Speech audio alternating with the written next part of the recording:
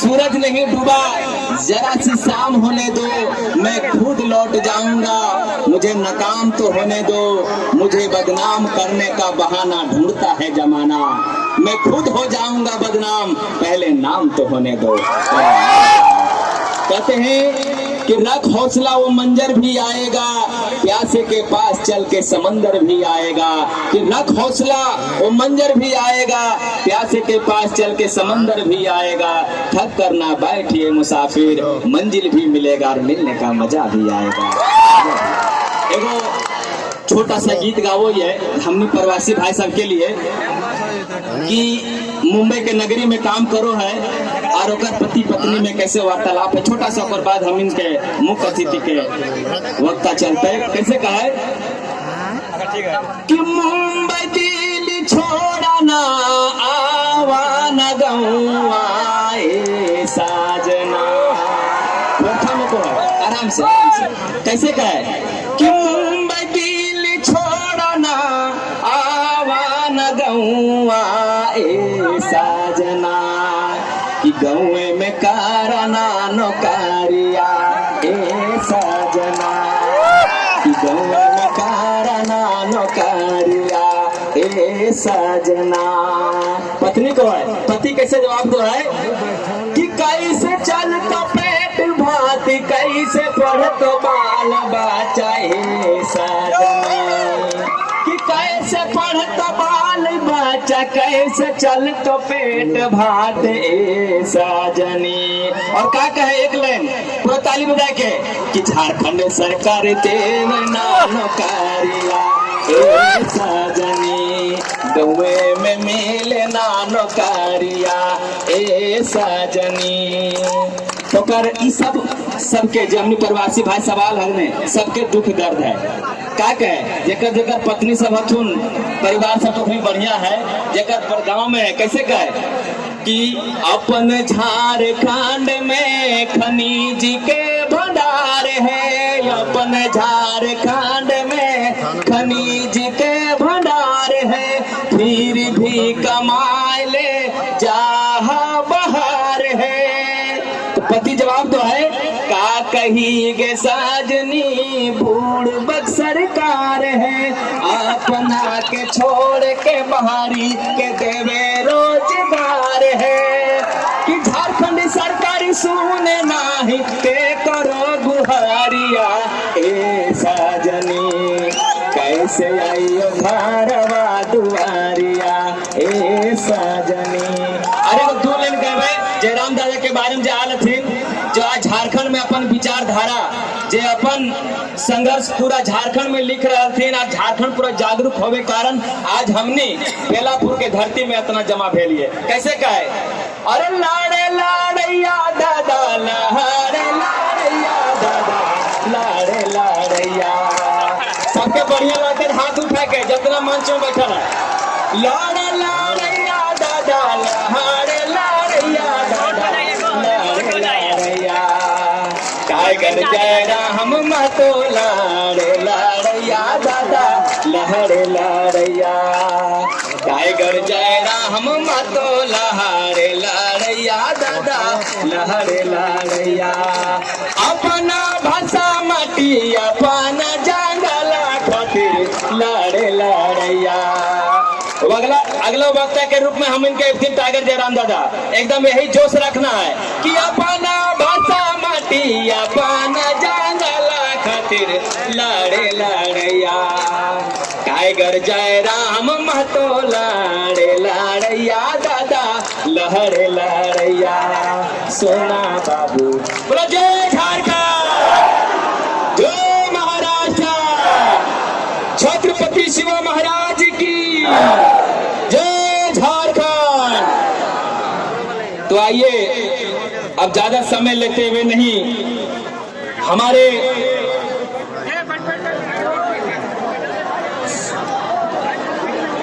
आइए अगला वक्ता के रूप में, ज्यादा नहीं 2 वक्ता है, थोड़ा सा समय।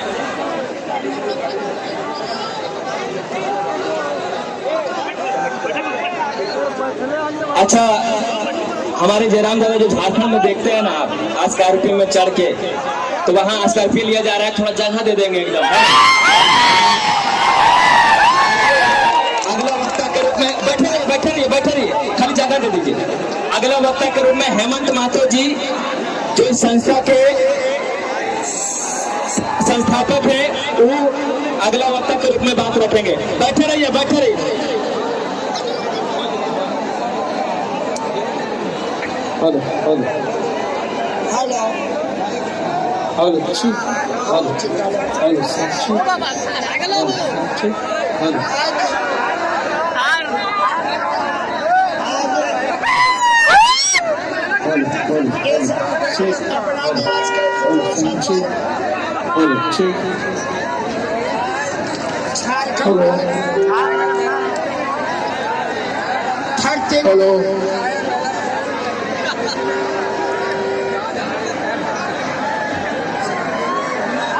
जन्म लिया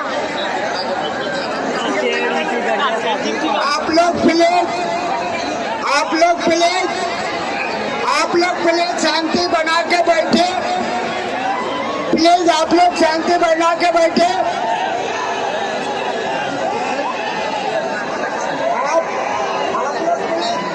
हेलो ए भैया, दादा साहब अब बकाना ना है, अब बकाना है। मैक दे दीजिएगा। मैक, हाँ दादा, मैक दे दीजिएगा। हमारे जयराम दादा इस द्वितीय संस्था स्थापना दिवस के शुभ अवसर पर मुख्य अतिथि जो झारखंड का विचारधारा बन चुके हैं टाइगर जयराम दादा,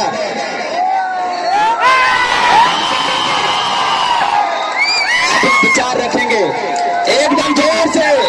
जय झारखंड, जय महाराष्ट्र, जय झारखंड, जय महाराष्ट्र, झारखंड झारखंड झारखंड झारखंड झारखंड। चलिए दादा को मैक दीजिए दादा पीछे, दादा जयराम दादा।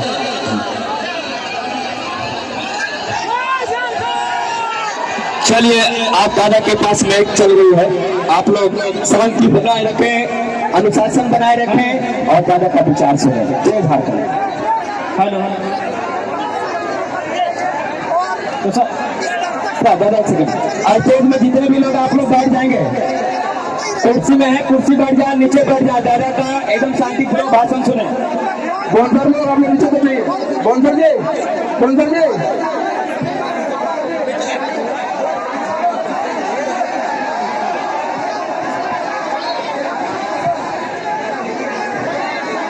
हेलो, अच्छा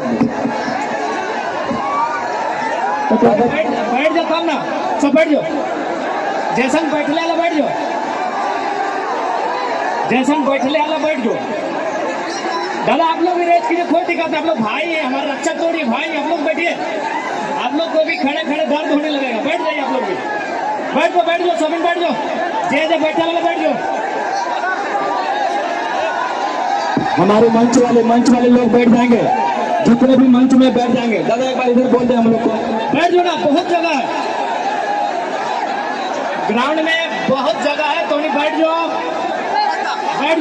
कोई दिक्कत नहीं, बैठ जाओ, आराम से बैठ जाओ। दादा तो बैठ जाओ, अग्नि को बैठे थे।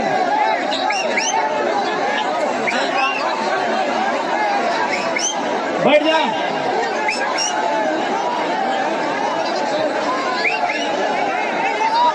तो आज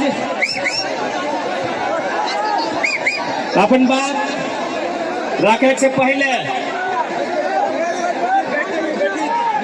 कि झारखंड की गलियों से एक आवाज आया है,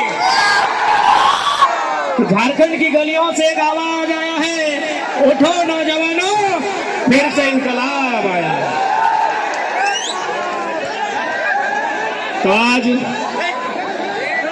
वैसा जितना भी हमने कर झारखंडी प्रवासी यहाँ रहा है, हमने माए मौसी काकी जेठी दीदी साहब अभिभावक साहब हमने भाई आज जे आराम से शॉपिंग बैठ जा। जे जे हमर से बड़ो लगा भाषा तो याद है ना। महाराष्ट्र में झारखंड की भाषा मुझे पता है ना। तो जे जे हमर से बड़ो लगा, बड़ो माने बुझा है ना। तो जे हमर से बड़ो लगा सोभिन के हमें एके संगे गोड़ लगाई हो, जोड़ हाथ कराई हो। और जे हमर से छोटो लगा ओखनी के हमें आशीष दे हो। तो आज अपन बात रखे से पहले मैं धन्यवाद देना चाहूंगा आज के इस कार्यक्रम को आयोजन करने वाली आदर्श श्रमिक एकता सामाजिक संस्था। मैं धन्यवाद देना चाहूंगा यहाँ के जितने भी मीडिया कर्मी हैं, चाहे डिजिटल मीडिया रहे, सोशल मीडिया रहे, इलेक्ट्रॉनिक्स मीडिया रहे या अन्य मीडिया के जो भी स्रोत हैं, उनका आभार। मैं धन्यवाद दूंगा स्थानीय महाराष्ट्र पुलिस का, जिन्होंने इस कार्यक्रम में सहयोग दिया है, सुरक्षा की दृष्टि से यहाँ तक आए हैं। मैं धन्यवाद देना चाहूंगा उन तमाम लोगों का जिन्होंने इस कार्यक्रम को ऑर्गेनाइज करने में, आयोजन करने में अपनी भूमिका का निर्वहन किया है। धन्यवाद देना चाहूंगा तमाम मजदूर भाइयों का जो इस महाराष्ट्र के कोने कोने से चलकर आज इस कार्यक्रम में उपस्थित होने के लिए आए हैं।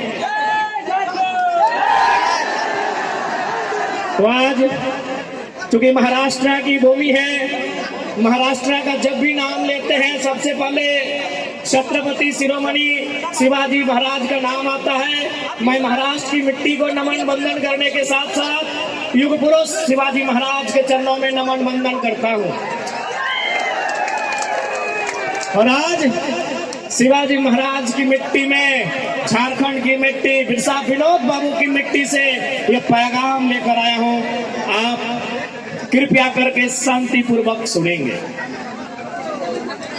तो चूंकि आज हम उपस्थित हैं प्रवासी भाइयों की सभा को संबोधन करने के लिए।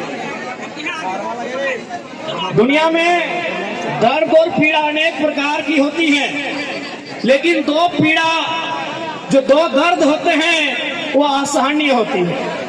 एक दर्द होता है प्रसव का और एक दर्द होता है प्रवास का।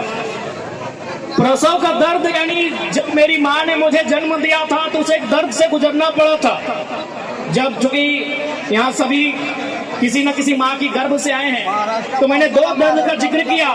एक दर्द का नाम है प्रसव की पीड़ा और एक दर्द का नाम है प्रवास की पीड़ा। जब मेरी माँ ने मुझे जन्म दिया था तो मेरी माँ को प्रसव के पीड़ा का सामना करना पड़ा था। मेरी माँ ने प्रसव का पीड़ा का सामना तो कुछ पल के लिए किया था, लेकिन जो प्रवास की पीड़ा होती है वो आजीवन टिकती। और आज आपसे बेहतर जितने भी प्रवासी भाई बहन माताएं यहाँ उपस्थित हैं, आपसे बेहतर भला कौन समझ सकता है कि प्रवास का दर्द क्या होता है। महाराष्ट्र आने के बाद मैं बहुत सारे जगहों में गया जहां हमारे झारखंड के बंधु कार्यरत हैं, काम कर रहे हैं। उनसे मिला, उन्हें जांचा, उनसे समझना, उनसे मैंने सीखा। तो मैंने पाया कि वे लोग इन बड़े शहरों में बड़ी अरमानों के साथ आए हैं और आज अपने आप को एक छोटे से कमरे में बंद किए हैं। मैंने अनुभव किया कि जिस कमरे में रहकर आज हमारे प्रवासी भाई एक बड़ा ख्वाब देखते हैं, अरे ओकर से बड़ा तो हमने के पवार के कुंभा है। वो आज जितना बड़ा घरवा में हमने के माए मौसी सब 2000 किलोमीटर दूर रह के रहा तो ना, छोटे छोटे छुआ मैया मुसिया हमने के माँ, हमने के अभिभावक सब, हमने के भाई सब जन घरवा में रहा तो जितना छोटे कमरा में सूता तो ना, ओकर से बड़ा हमने गांव में कुंभा ढाकू भेवो। कुंभा ढाकू बुझा ना। आज अगहन महीना में जखन खरियान में धान आन के डिंगवा है तखन हमने एगो कुंभा ढाकू बनवा है पौरा के। अरे आज जितना छोटे कमरा में हमने रहा है ओकर से बड़ा तो हमने के कुंभा ढाकू भेवा है। तो समझ सकल है कि तोहनी कितना दर्द, कितना पीड़ा, कितना तकलीफ के साथ जीवन यापन करा है। तो आज सबसे पहले, चूंकि आज जब मेरा महाराष्ट्र आगमन हुआ तो तारीख 28 थी और कल तारीख 2 है, यानी 28 तारीख को देश के क्रांतिवीर भगत सिंह की जयंती थी और 2 तारीख को राष्ट्रपिता महात्मा गांधी की जयंती है और साथ में लाल बहादुर शास्त्री की। मैं यहाँ 2 फ्रीडम फाइटर की चर्चा करूंगा, क्योंकि अगर मजदूरों की बात करें तो कहीं ना कहीं जिन फ्रीडम फाइटर ने इस देश को आजाद किया, जिन्होंने इस देश को आजाद कराने में अपनी भूमिका का निर्वाह किया, मैं उन 2 फ्रीडम फाइटर का जिक्र करूंगा। क्योंकि मैं जब आया तो एक दिन पहले भगत सिंह की जयंती थी और जब मैं सभा को संबोधन कर रहा हूँ तो एक दिन बाद गांधी की जयंती होगी। भगत सिंह ने कथन कहा था, देश, चूंकि युवाओं के सबसे प्रिय है भगत सिंह, है ना, युवाओं के सबसे प्रिय भगत सिंह, उन्होंने मजदूर और किसान को लेकर एक बात कही थी कि आजादी हम अंग्रेजों से तो छीन लेंगे, आजादी हम अंग्रेजों से तो छीन लेंगे, मार के, पीट के, पटक के, घिसार के हम अंग्रेजों से आजादी छीन लेंगे, लेकिन क्या ये आजादी गांव तक, गरीब तक, एक किसान तक, एक मजदूर तक, खेतों में काम करने वाले किसानों तक, फैक्ट्रियों में काम करने वाले मजदूरों तक ये आजादी जाएगी कि नहीं जाएगी? ये सपना देखा था शहीद आजम भगत सिंह ने। आज आजादी के 75 साल बीत चुके हैं, लेकिन आज भी उनका सपना जैसा का तैसा है। क्या हमने गलत कहा? आज भी मजदूर जिस दर्द, जिस पीड़ा के साथ प्रवास का सामना करता है, शायद दुनिया में उतना पीड़ा, उतना तकलीफ का सामना किसी को करना पड़ता है। कल गांधी का जयंती है, राष्ट्रपिता का। उन्होंने एक लाइन कहा था, चूंकि उनका लाइन आज हमारे मजदूरों के दर्द के साथ फिट बैठेगा। गांधी जी ने जो लाइन कहा था, उनका वो लाइन आज जितने भी मजदूर भाई हैं उनके दर्द के साथ फिट बैठेगा। गांधी ने एक कथन कहा था, resources are made for our need, not for our greed. इसका हिंदी में मतलब होता है कि जो भी संसाधन है, संसाधन का मतलब जो भी हमारे पास साधन है, चाहे वो पानी रहे, पत्ता रहे, फल रहे, सब्जी रहे, कोयला रहे, अभ्रक रहे, लोहा रहे, यानी इस देश की मिट्टी में जो भी भौतिक संपदा है उनका इस प्रकार से वितरण हो कि एक आदमी की नीड बन सके, ना कि किसी की ग्रीड बन सके। आज अगर देश और राज्य को चलाने वाले लोग, जिन्होंने देश को चलाया, जिन्होंने राज्य को चलाया, अगर गांधी के उस कथन को अमल करते कि resources are made for our need, not for our greed, तो आज प्रवास की समस्या उत्पन्न ही नहीं होती। आपको क्या लगता है, यदि हमारे झारखंड में, यदि हमारी झारखंड की गवर्नमेंट, चूंकि कल धूमधाम से गांधी की जयंती मनाएंगे, गांधी के गले में फूलों की हार चढ़ाएंगे, लेकिन वास्तव में अगर कहा जाए और हमसे अगर कोई पूछे तो मैं यही कहूंगा, बिना डरे कहूंगा कि गोडसे ने गांधी की हत्या तो एक बार किया है, लेकिन ये जो हुक्मरान है, ये जो बड़े बड़े IAS IPS मिनिस्टर हैं, ये गांधी के विचारों की हत्या रोज करते हैं। ये गांधी के विचारों की हत्या रोज करते हैं, क्योंकि गांधी का सपना था कि जो भी साधन संसाधन है उसमें सबका बराबर योगदान होना चाहिए, बराबर का हिस्सा होना चाहिए, बराबर की भागीदारी होनी चाहिए। इसलिए अगर राज्य की सरकार इस नीति पर चलती, क्योंकि राज्य पूरा देश कहता है, दिल्ली भी कहती है, मायानगरी भी कहती है और राजधानी हमारी रांची भी कहती है कि हम गांधीवाद को फॉलो करते हैं। अगर वास्तव में गांधीवाद को फॉलो करती तो 40% खनिज देने वाला झारखंड, 40% खनिज देने वाला झारखंड, आज झारखंडी 12 लाख की संख्या में प्रवास नहीं करते। 12 लाख तो ऑफिशियल आंकड़े हैं, यानी सरकारी आंकड़े हैं हमारे पास कि 12 लाख कोरोना के टाइम में 12 लाख मजदूरों ने वतन वापसी, अपने राज वापसी की गुहार लगाई थी। और 12 लाख लोगों ने रजिस्ट्रेशन किया था, जिसमें 1,78,000 महाराष्ट्र से।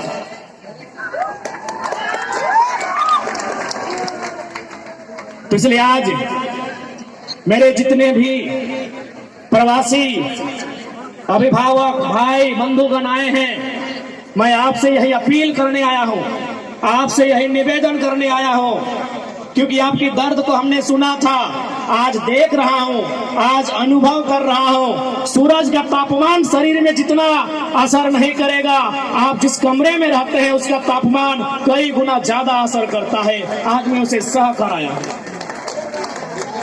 इसलिए आज जितने भी मेरे प्रवासी माताएं बहनें, मेरे अभिभावक, मेरे गांव से आए हुए लोग हैं, मैं उन्हें यही कहना चाहूंगा कि आज आप जहां भी रहें, सबसे पहली बात एकता के साथ रहिएगा।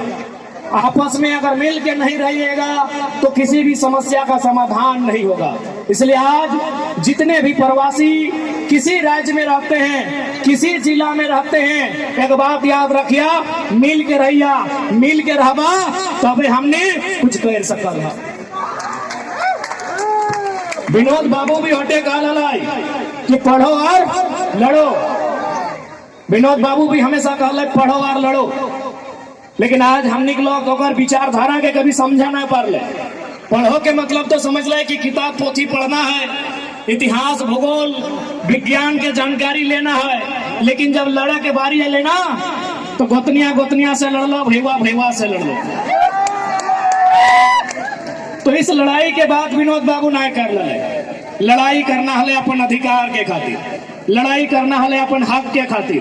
तो सह खातिर आज जितना भी, और साथ ही साथ चूंकि यहाँ श्रीमती पाटिल मैडम आयल हथिन, और साथ बहुत सारा महाराष्ट्र के नगर के चुनल पदाधिकारी हथिन, जनप्रतिनिधि हथिन, अपने से हम आग्रह करवाए, चूंकि हम हिंदी में आग्रह करवाए कि जितने भी यहाँ अतिथि के रूप में महाराष्ट्र के लोग आए हैं, मैं आपसे एक आग्रह करना चाहूंगा, मैं आपसे विनती करना चाहूंगा कि हमारे जो झारखंड के लोग हैं बहुत भोले भाले लोग हैं, बहुत सरल लोग हैं। ये इस माया नगरी से माया की नहीं दया की अपेक्षा रखती है।